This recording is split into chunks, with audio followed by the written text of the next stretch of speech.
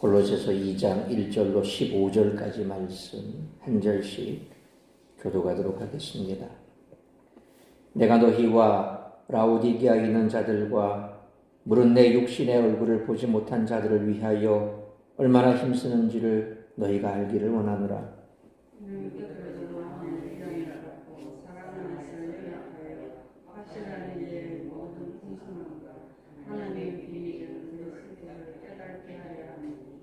그 안에는 지혜와 지식의 모든 보화가 감추어져 있느니라.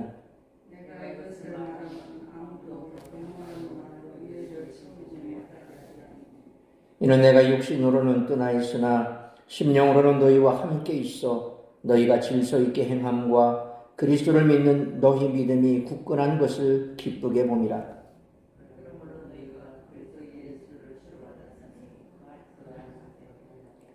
그 안에 뿌리를 박으며 세움을 받아 교훈을 받은 대로 믿음에 굳게 서서 감사함을 넘치게 하라.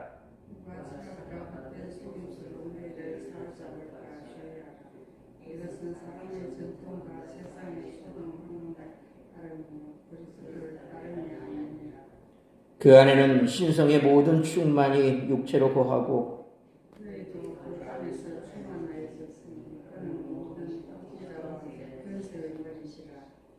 또 그 안에서 너희가 손으로 하지 아니한 할례를 받았으니 곧 육의 몸을 벗는 것이요 그리스도의 할례니라.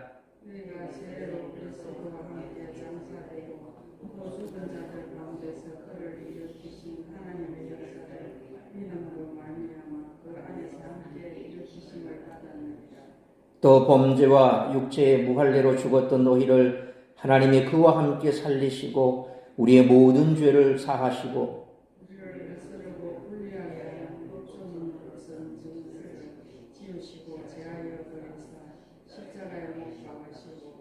15절 같이 읽습니다. 통치자들과 권세들을 무력화하여 드러내어 구경거리로 삼으시고 십자가로 그들을 이기셨느니라. 아멘. 기도하겠습니다. 걸어가신 아버지 하나님, 은혜와 사랑을 감사합니다. 오늘도 하루 온종일 우리의 삶의 터전에서 애쓰고 수고하고 또 우리의 삶의 자리에서 하나님의 영광을 위하여 힘써 하루를 살다 정한 시간 주님 앞에 나와 예배합니다. 이 시간에도 사랑하는 주의 백성들 주께서 긍휼을 베푸시고 또한 말씀 앞에 선 우리 모두가 하나님의 말씀으로 새 힘을 얻게 하시고 찔림이 있다면 그 찔림 바대로 다시금 돌이켜 주의 말씀으로 향할 수 있는 우리의 마음이 될 수 있도록 붙들어 주시옵소서. 가정마다 다급한 소식 오가지 않게 하여 주옵시고 이 시간에도 하나님의 말씀에 우리의 마음과 우리의 생각을 주께서 주장하시사 말씀에 집중할 수 있도록 크시는 좀 베풀어 주시기를 원합니다. 간절히 비었긴 우리 사랑하는 성도들 예배의 자리를 기억하게 하시고 주님 앞에 나와 예배할 수 있는 또한 환경과 여건과 그들의 마음을 주께서 허락하여 주시어서 이 자리가 더욱더 차고 넘칠 수 있도록 은혜를 베풀어 주시기를 간절히 빌고 소원하오며 이 모든 말씀 우리 주 예수 그리스도의 이름으로 기도하옵나이다. 아멘.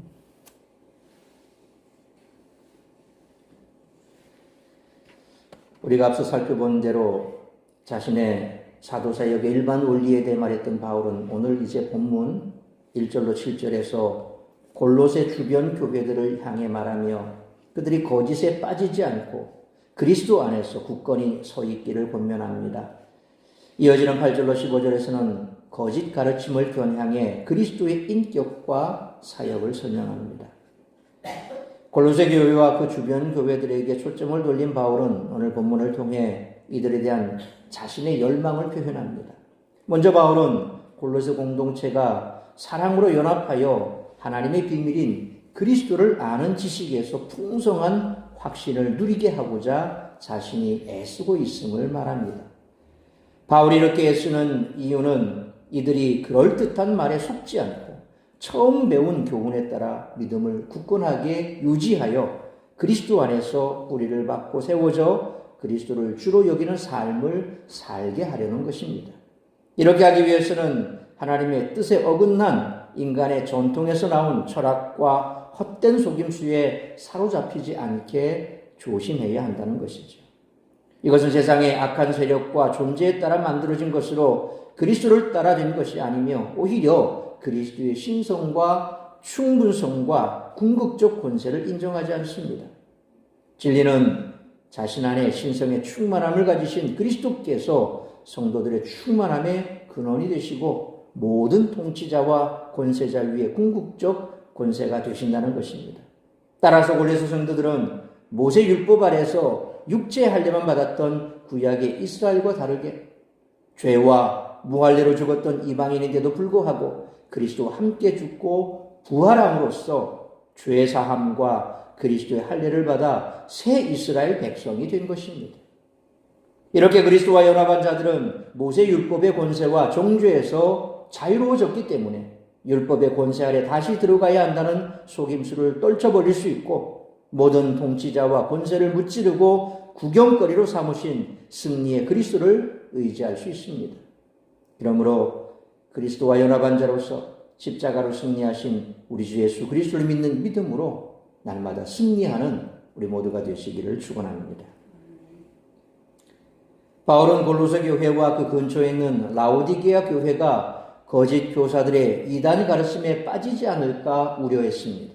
그래서 이단 가르침에 대해 자세히 언급하기에 앞서 오직 그리스도만 붙들고 있어야 한다는 걸 강조하고 있습니다. 그리스도를 깨닫고 그리스도 안에서 행하며 그리스도만 따르는 자는 어떤 거짓 교사가 와서 어떤 가르침으로 미혹을 해도 흔들리지 않기 때문입니다.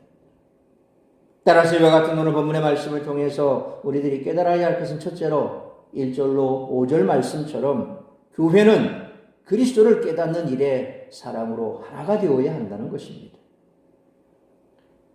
바울은 1절 말씀처럼 골로새 성도들과 라오디게아에 있는 자들과 자신의 얼굴을 보지 못한 자들을 위해 자신이 얼마나 힘쓰고 있는지를 알기를 원합니다.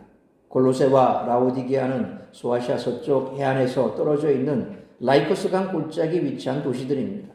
바울은 이 지역의 교회들을 방문하지 못했기에 이 지역 성도들을 내 육신의 얼굴을 보지 못한 자들이라 그렇게 그들을 통칭하고 있습니다. 이어서 바울은 2절에서 이들을 위해 힘써 이루려고 하는 목적을 설명합니다. 먼저는 그들의 마음이 위안을 받는 것입니다. 이를 위해선 그들이 사랑 안에서 연합되어야 합니다. 사랑으로 연합된 공동체에서 마음의 위로를 받아 도달해야 하는 첫 번째 상태는 확실한 이해의 모든 풍성함이라 그렇게 말씀하고 있습니다. 모호했던 진리가 확실히 이해되는 현상이 풍성히 발생하기를 바란다는 그런 의미입니다. 두 번째 상태는 하나님의 비밀인 그리스도를 깨닫는 것인데 사실상 이는 첫 번째 상태에 대한 부연 설명과 같습니다. 그러니까 바울이 목표로 하는 상태는 다른 진리에 관한 지식이 아니라 과거에는 가려졌다가 마침내 드러난 하나님의 비밀이신 그리스도를 아는 지식과 이해가 확실히 증가하는 그런 상태를 말하고 있습니다. 우리가 신앙생활 처음 할 때는 성경을 봐도 이게 무슨 말인지 잘 이해가 되지 않습니다. 목사가 설교를 해도 이게 무슨 말인지 이해가 되지 않습니다. 소위 오랫동안 신앙생활 하다 보면 이제 목사의 설교에 나타나는 여러 많은 단어들의 그 의미를 이제 우리가 파악을 했거든요. 그러니까 이 기독교만이 가지고 있는 그런 이 신학적인 용어들 그리고 그 단어들이 있다는 겁니다. 그런데 처음 오는 사람들은 그게 뭔지 모릅니다. 삼위일체를 얘기하고 성령을 얘기를 하고 충만을 얘기하고 막 이러면은 이분들은 아주 힘들어하죠. 무슨 말인지 잘 모릅니다. 그래서 신앙생활 처음 하시는 분들은 그냥 앉아있다 갑니다. 그런데 그렇게 가랑비에 옷 젖는다고 듣고 또 어떤 경우에는 그 의미에 대해서 상세히 설명하기도 하고 또 그와 관계된 성경 말씀을 통해서 더 깊이 깨달을 수 있도록 이해도 시켜주고 또 성경 공부를 통해서 그렇게 알고 제자 훈련을 통해서 더 깊이 깨달아지고 그렇게 한 1년, 2년, 3년 지나면은 목사의 설교를 듣는 게 그렇게 힘들지가 않습니다. 그런데 사실 그렇게 되기까지는 많은 시간과 노력이 필요하다는 거죠. 초대교회도 마찬가지입니다. 그들이 가지고 있던 그 삶과 신앙의 바탕은 다 우상숭배입니다. 그러니까 그 우상숭배 속에서 별 진리에 대한 것은 없습니다. 단지 그들이 가지고 있던 전통, 우리가 섬기는 신에 대한 어떤 예식에 있어서 그들이 가지고 있는 그런 그 의미, 뭐 그 정도지. 우리 같이 성경을 기록하고 구약 성경을 가지고 와서 이 구약 시대 이스라엘 백성들이 제사법을 통해서 어떻게 하나님을 만났고 이 제사법의 의미가 뭐고 뭐 이런 것들 다 몰라요, 그들은. 그러니까 그 제사법이나 구약에서 말씀하고자 하는 핵심, 가장 중요한 게 뭡니까? 오실 그리스도죠. 오실 메시아라는 겁니다. 그 오실 메시아에 대해서 구약은 다양한 방법으로 그 메시아에 대해서 얘기를 하고 있고 감추어졌던 것들이 실제 이제 신약 시대에 와서 예수님이 이 땅에 오시고, 그리고 오신 예수님께서 복음서를 통해서 말씀하신 것들이 기록이 되고, 그리고 그 기록된 것들이 계속해서 필사가 되면서 전파가 되고, 또 예수 그리스도께서 십자가에 못 박혀 죽으심의 그 의미에 대해서 많은 제자들과 그 제자들의 제자들을 통해서 입으로 구전이 되고 예수님의 말씀이 전파가 되고, 그래서 구약 성경에서 나왔던 그 말씀의 의미를 명확하게 바로 이 메시아를 통해서 이제 우리가 구원을 받게 됐다. 사도 바울조차도 그렇지 않습니까? 구약에는 능통한 사람입니다. 구약에는 능통한 사람이었는데 그가 예수님을 만남으로 해서 확연하게 가려웠던 것이 벗어졌죠. 이게 계시 아닙니까? 그러니까 그가 다메섹 도상에서 하늘을 통해서 음성이 들리고, 그리고 강한 빛을 통해서 살아계신 주님을 만나게 되고, 3년간의 아라비아 광야에서의 그 묵상과 또 교제와 지금까지 그가 가지고 있던 구약의 모든 지식들, 그 배경들이 이제 예수 그리스도로 딱 모아지고 나니까 명확해진 거예요. 그걸 이제 바울은 깨달은 것들을 편지로 쓰면서 모든 교회들에게 알려주는 거죠. 이게 서신서거든요. 바울의 서신서란 말이에요. 골로새 교회에서도 이제 그들이 이미 구약에 있던 그 그림자와 같은 것들이 명확하게 밝혀졌는데, 그 명확하게 밝혀진 이 예수 그리스도를 너희가 더 깊이 깨닫고 알아서 풍성해지기를 내가 원한다. 그걸 위해서 내가 지금 편지를 쓰고 있고 너희를 위해서 기도하고 있고 애쓰고 있는 거다. 그게 내 목적이다 라는 것을 지금 밝혀주고 있죠. 그리스도를 확실히 이해하는 것이 중요한 이유는 또 3절 말씀처럼 그리스도 안에 지혜와 지식의 모든 보화가 감추어져 있기 때문이다라고 말합니다. 바울의 골로새 성도들이 그리스도를 확실히 이해하도록 이렇게 애쓰는 이유는 4절 말씀처럼 아무도 그럴듯한 말, 피타노로기아라고 되어 있습니다. 피타노로기아라는 말은 유혹하는 말, 홀리는 말, 이런 말이거든요. 그러니까 그럴듯하게 유혹하고 홀리는 그런 말로 그들을 속이지 못하도록 해라 하는 거죠. 바울은 그럴듯한 말의 내용을 다루기 전에 골로새 성도들과의 거리를 좀 더 좁히기 위해서 5절에서 내가 육신으로는 떠나 있으나 심령으로는 너희와 함께 있다라는 표현을 사용합니다. 그러니까 생명무지입니다. 한 번도 골로새 성도들은 바울을 만난 적이 없다는 거죠.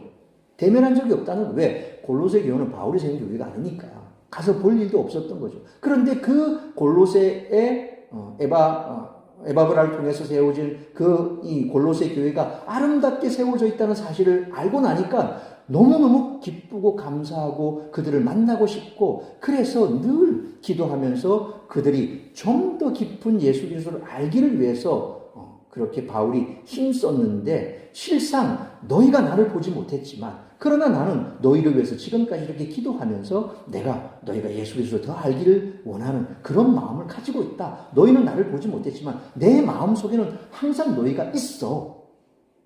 여러분이 모르는 사람을 만났을 때 어머 권사님이세요. 사랑생교회 다니신다고요. 얘기 많이 들었어요. 그럼 기분이 어때요? 그래?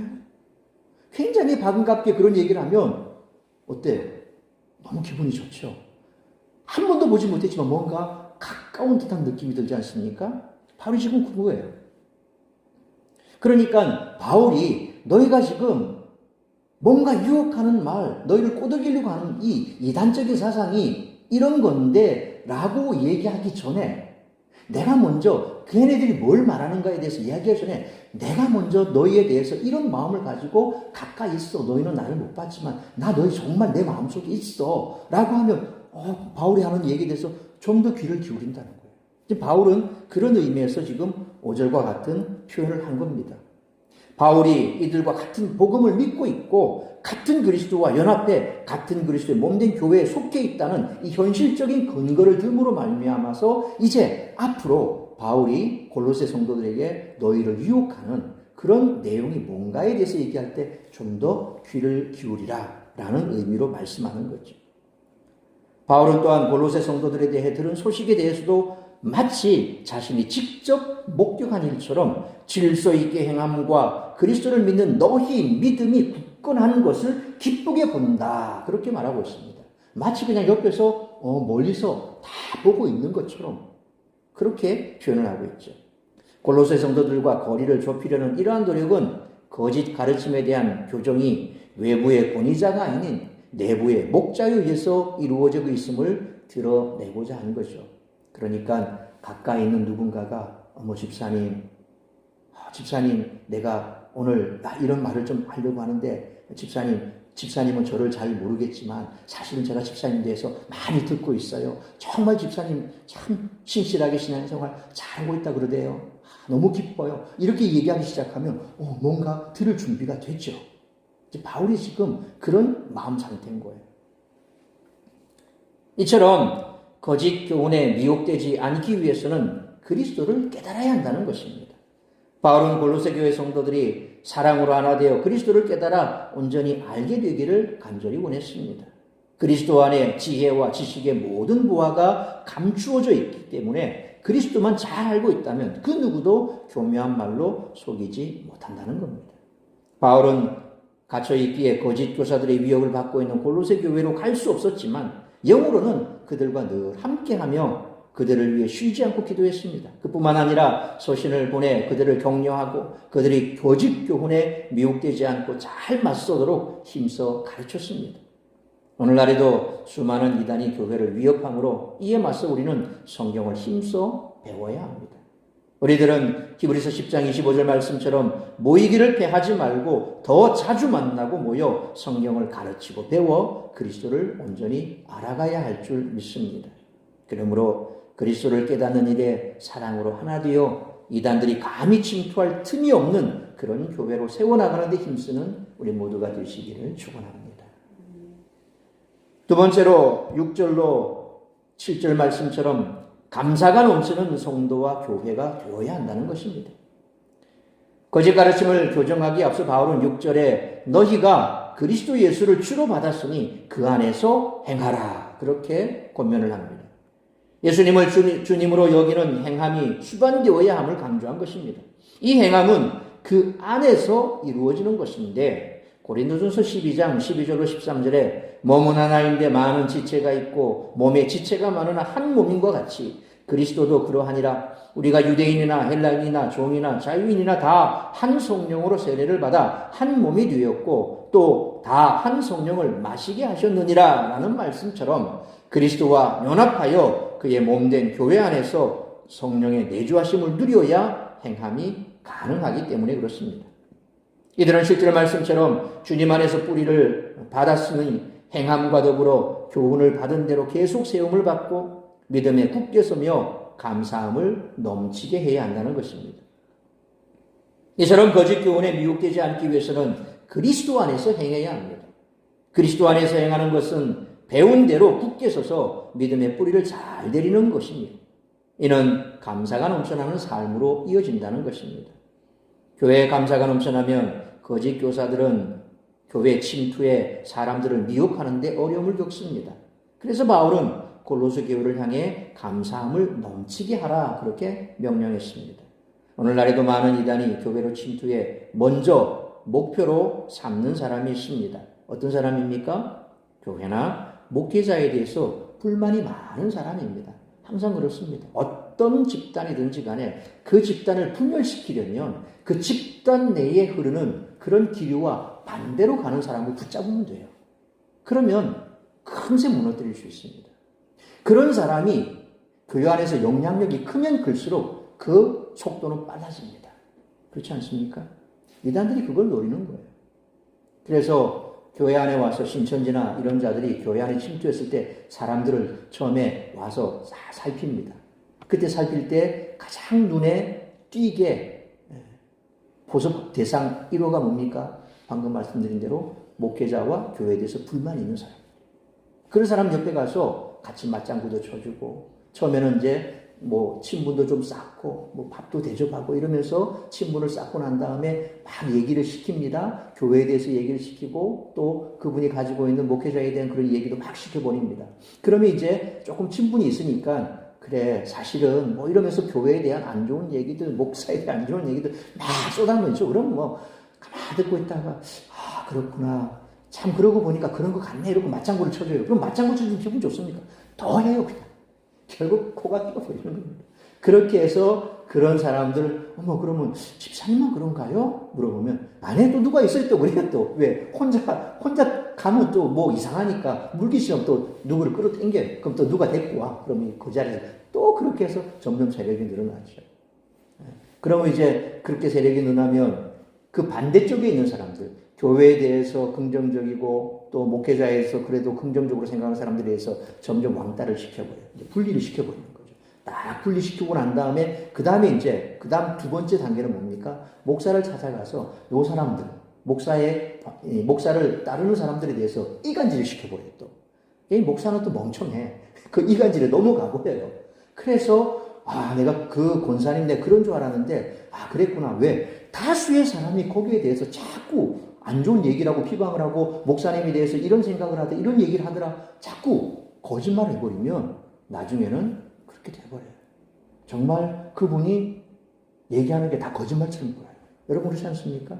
누가 이간질 시키고자 마음 딱 먹으면요, 다 넘어가요. 사기치고자 하는 사람들한테 걸리면 100% 사기 당합니다. 안 당할 수 없어요. 보이스피싱 왜 당합니까? 그 똑똑한 사람이, 교수란 사람이 왜 보이스피싱 당합니까? 나는 절대 안 당하는데 붙어서 하면 다 넘어가요. 그런 거예요. 사탄은 그런 겁니다. 사탄은 이간질의 고수입니다. 그러니까 이단이 그런 거예요.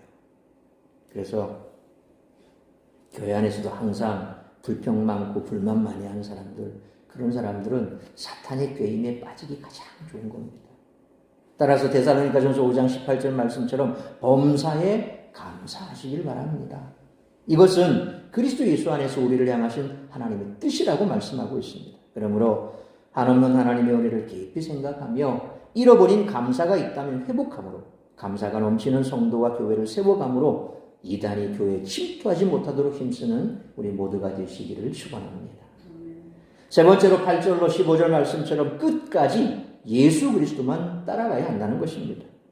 바울은 골로새 성도들을 사로잡지 않도록 막아야 하는 잘못된 가르침을 8절에 철학과 헛된 속임수라 그렇게 표현하고 있습니다. 이것이 헛된 속임수인 이유는 사람의 전통을 따른 것이기 때문인데, 마가복음 7장 8절에 보니까 너희가 하나님의 계명을 버리고 사람의 전통을 지키느니라 라는 예수님의 말씀처럼 사람의 전통은 하나님의 뜻과 배치되며 그리스도가 아니라 세상의 초등학문에 따른 것입니다. 바울은 갈라디아서 4장 9절의 말씀처럼 세상의 초등학문을 약하고 천박한 것으로 표현하고 있습니다. 바울은 이어지는 9절에서 사람의 전통을 주의해야 하는 이유를 설명합니다. 그 이유는 이 전통이 아마도 그리스도의 온전한 신적 권위를 부인하고 그리스도 이외에 계시와 권위도 인정했을 것이기 때문에 그렇습니다. 그러니까 우리는 지금 성경 66권이 딱 정해져 있습니다. 그런데 카톨릭이나 다른 이단들을 보면 이 성경 이외에 다른 것이 또 붙습니다. 소위 외경이라는 것도 갖다 붙이고, 우리는 이게 올바른 성경이 아니라고 하는데 그들은 그런 다른 것들을 다 가지고 있습니다. 우리가 잘 아는 제7안식교라든지 마리아성도 예수 그리스도라든지 이 사람들은 성경 이외에 자기들 경전이 따로 있습니다. 똑같이 말하는 것처럼 달라요. 이단들이 가지고 있는 성경은, 신천지 같은 경우에는 우리가 지금 개정 성경을 보잖아요. 그 사람들은 옛날 개혁 성경밖에 안 봐요. 옛날 개혁 성경의 신약의 가장 두드러진 특징이 뭡니까? 예수 그리스도께서 가라사대. 우리 지금 이르되어 있잖아요. 가라사대. 지금도 또 그 성경밖에 안 봐요. 왜? 거기에서 그들은 모든 걸 뽑아냈기 때문에. 거기밖에 안 봐. 그러니까 여러분들이 극단적으로 신천지가 아니냐 보면 무슨 성경 들고 있냐 그거 보면 돼요. 여전히 개혁 성경 들고 있으면 신천지입니다. 100% 신천지입니다. 그러니까 이처럼 우리가 개혁 성경이 잘못됐다는 얘기가 아니에요. 옛날 개혁 성경은 나름대로 잘 가장 번역이 잘 됐다고 하지만 시대에 따라서 약간 오늘날과 다른 부분이라든지 또 해석상에 있어서 여러 다시 한번 더 학자들을 거쳐서 지금 나온 게 이 개역개정 이 사판이거든요. 그러니까 이 옛날 개역 성경보다는 좀 더 의미가 명확해지고 또 애매한 게 없어진다는 거예요. 물론 뭐 그 외적인 것도 있지만. 그러니까 성경 이외에 다른 뭔가를 가지고 있다. 우리가 보는 일반 공통적으로 보는 것과 다른 뭔가가 있다 그러면 그 이단인 겁니다. 왜? 그들이 가지고 있는 또 다른 뭔가를 더 중요하게 여기기 때문에 그런 거예요. 그런 전통을 더 중요하고 부각시킨다는 겁니다. 그렇기 때문에 그런 것에 예수 그리스도의 신적인 권위보다 다른 것들. 초대교회 당시 이때만 하더라도 영지주의라고 하는 그런 이단들이 크게 설치고 다녔거든요. 그러니까 이원론적인, 헬라 철학의 이원론적인 사고방식입니다. 영과 육인데 육은 악한 거다. 그래서 이 악한 육에 우리 영이 쌓일 필요가 없다. 여기에서 자유로워야 된다. 그래서 육이 하는 건 아무 의미가 없다. 이렇게 해서 극단적인 타락으로 가버리는 거예요. 그러니까 육체가 하는 것에 대해서 의미를 부여하지 마라. 우리가 육을 어떻게 쓰든지 그건 상관없다. 우리 내면에 영적인 부분이 어떤 신적인 우리가 가지고 있는 이 지식으로 거듭나야 너희가 영생을 얻을 수가 있다라고 이렇게 교묘하게 얘기하면서 육체를 마음대로 하서 방종으로 가버리는 그런 아주 나쁜 이단으로 가버리는 거죠. 그러니까 사람들을 미혹하기 딱 좋은 그런 방향으로 간 초대교회 가장 이 이단이 바로 이런 영지주의자들이었던 거죠. 그들에게 있어서는 예수 그리스도의 신성은 의미가 없는 왜? 예수님이 하나님이 인간의 육체를 입고 왔다. 육은 악한 건데 하나님이 육체를 입었다는 것은 의미가 없는 거죠. 이게 말이 안 되는 거예요. 자기들의 사상에서는. 그래서 그것을 예수님의 인성과 신성을 인성에 대해서는 극도로 부인해버리는 거예요. 그래서 요한 1서나 사도 요한의 요한 1, 2, 3서도 보면 그런 인성을 예수님의 인성을 부인하는 것에 대해서 그건 다 이단이라고 정죄하지 않습니다. 앞서 우리가 1장 15절로 20절에 찬송이 나옵니다. 그 찬송에서 강조한 것이 바로 그리스도 안에는 신성의 모든 충만이 육체로 거하시고 너희도 그 안에서 충만하여졌다라고 가르치고 있습니다. 따라서 10절 말씀처럼 그리스도가 모든 통치자와 권세의 머리시라는 겁니다. 그리스도의 충분성과 탁월성과 궁극적인 권세를 폄하하는 그런 가르침은 그리스도를 따른 것이 아니라는 것입니다. 구약의 이스라엘 백성들이 마음의 할례 없이 육체의 할례만 받은 것과는 다르게 골로새 성도들은 11절 말씀처럼 그리스도 안에서 손으로 하지 아니한 할례 곧 육의 몸을 벗는 그리스도의 할례를 받았다고 말씀합니다. 이는 이들이 12절 말씀처럼 그리스도와 함께 장사되고 그리스도 안에서 함께 일으키심을 받았다는 그런 뜻입니다. 그리스도의 죽음과 부활에 참여하는 이러한 세대적 사건이 발생하려면 그리스도를 일으키신 하나님의 역사를 믿는 믿음이 있어야 합니다. 믿음으로 그리스도의 죽음과 부활에 참여할 때 죄의 종살이 하던 아담 자손으로서의 삶에서 벗어나 새 아담인 그리스도께 속해 새 생명과 할례받은 마음을 가진 새 이스라엘 백성이 되는 것이죠.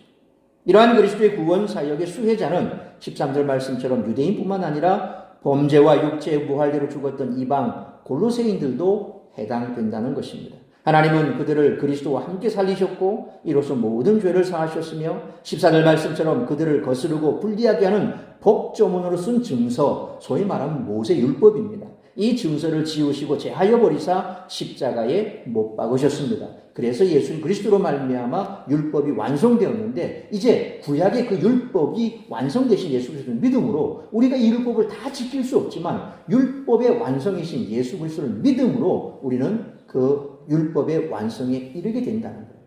율법을 다 못 지켜서 우리는 죽을 수밖에 없지만 예수 그리스도께서 완성자가 되셨기 때문에 그 완성자의 의를 덧입어서 우리는 구원에 이르고 영생에 이르게 되는 거죠.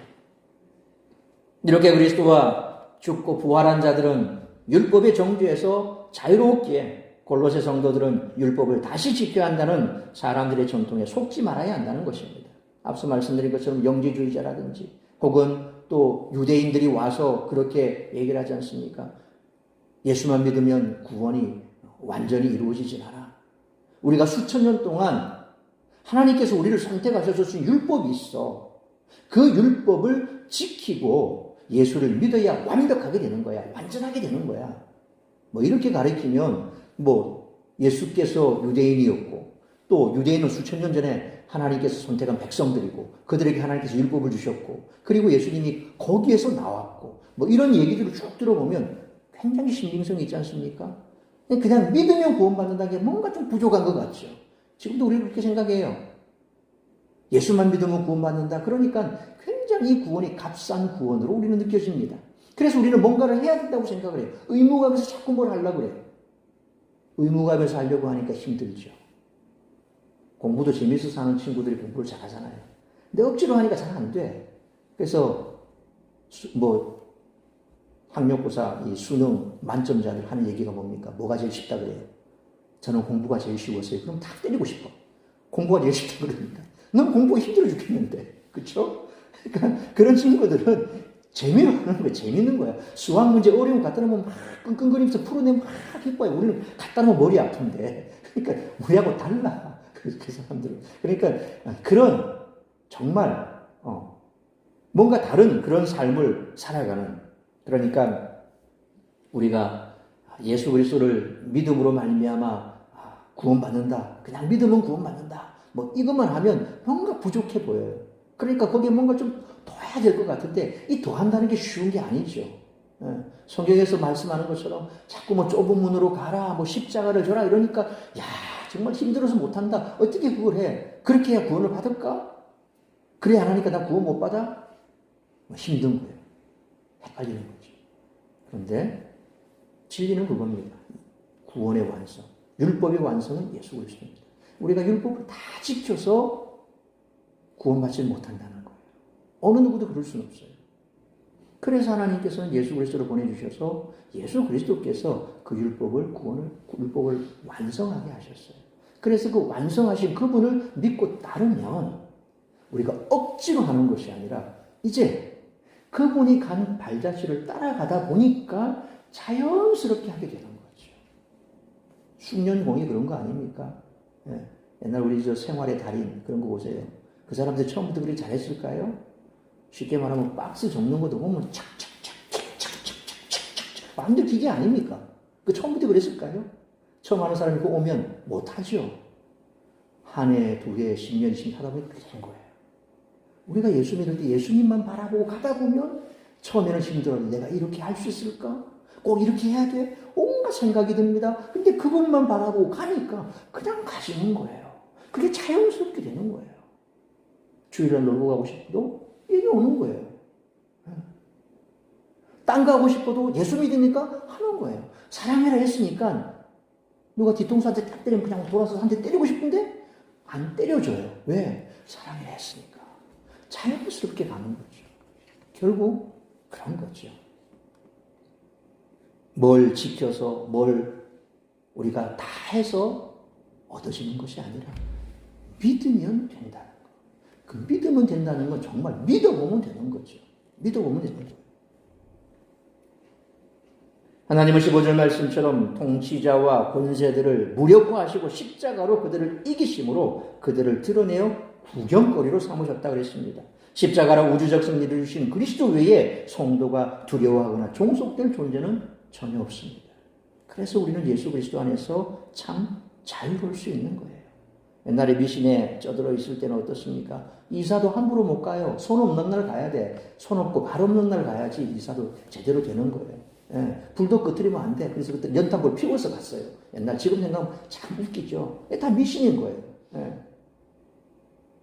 못 하나 제대로 못 쳐요. 뭐 알아보고 쳐야 돼. 아무데나 치면 안 돼. 문도 제대로 못 내. 소위 말하면 이게 풍수지리 이런 거 아닙니까? 어디서 기운이 들어가서 어디로 나가고 그래서 문도 여기 내면 좋고 저기 내면 좋고 뭐 산세가 어떠니까 어디 묘자리 놓으면 좋고 뭐 이런 거 다 뭡니까? 미신이라고. 그럴 이유가 없죠. 우리는 거기에서 자유로운 겁니다. 이제 여러분은 그냥 기도하고 하나님이 기뻐하시면 하면 되는 거예요. 못할 게 없어요. 우리가 앞서 살펴본 것처럼 먹는 음식도 마찬가지입니다. 하나님이 우리에게 주신 것은 다 우리가 다 기쁨으로 받으면 되는 거예요. 근데 거기에도 우리가 절제해야 될 이유가 있기 때문에 하는 거죠. 다 하나님이 선하게 지으셨기 때문에 우리는 기쁨으로 받으면 되는 거예요. 이게 우리에게 주신 기쁨이요 자유라는 것입니다.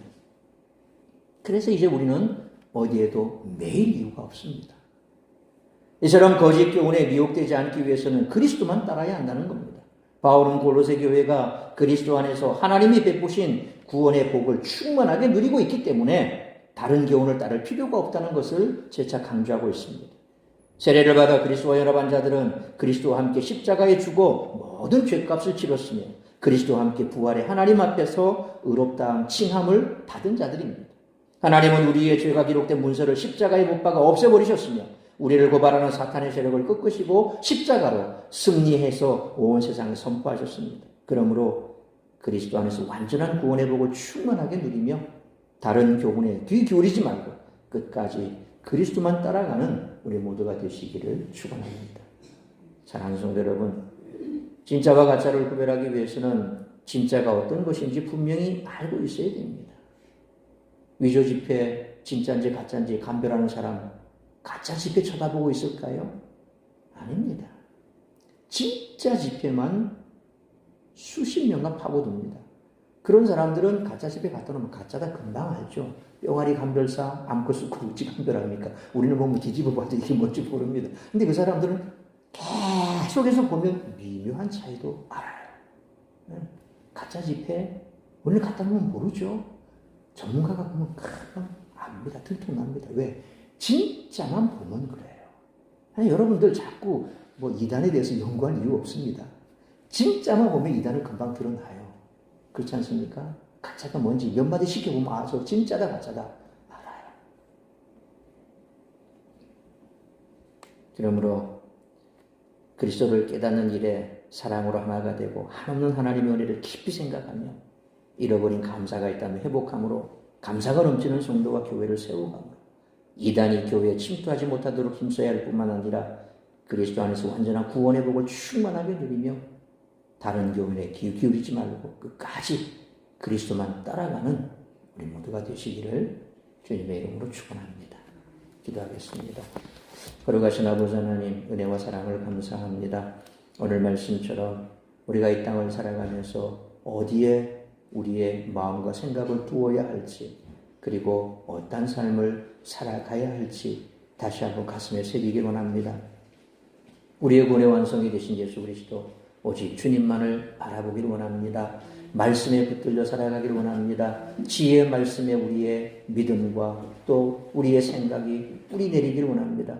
그리하여 어떤 이단이 오더라도 우리가 분별해내고 또 그들의 미혹에 넘어가지 않고 오직 끝까지 주님이 땅에 다시 오실 그날까지 믿음의 주요 우리를 온전케 하신 예수님만 바라보며 예수님만 깊이 묵상하고 주님만 따라가는 삶을 살아가는 우리 모든 성도들이 되고 또 우리 사랑샘 교회가 되게 하여 주옵소서. 이 모든 말씀 우리 주 예수 그리스도의 이름으로 기도하옵나이다. 아멘.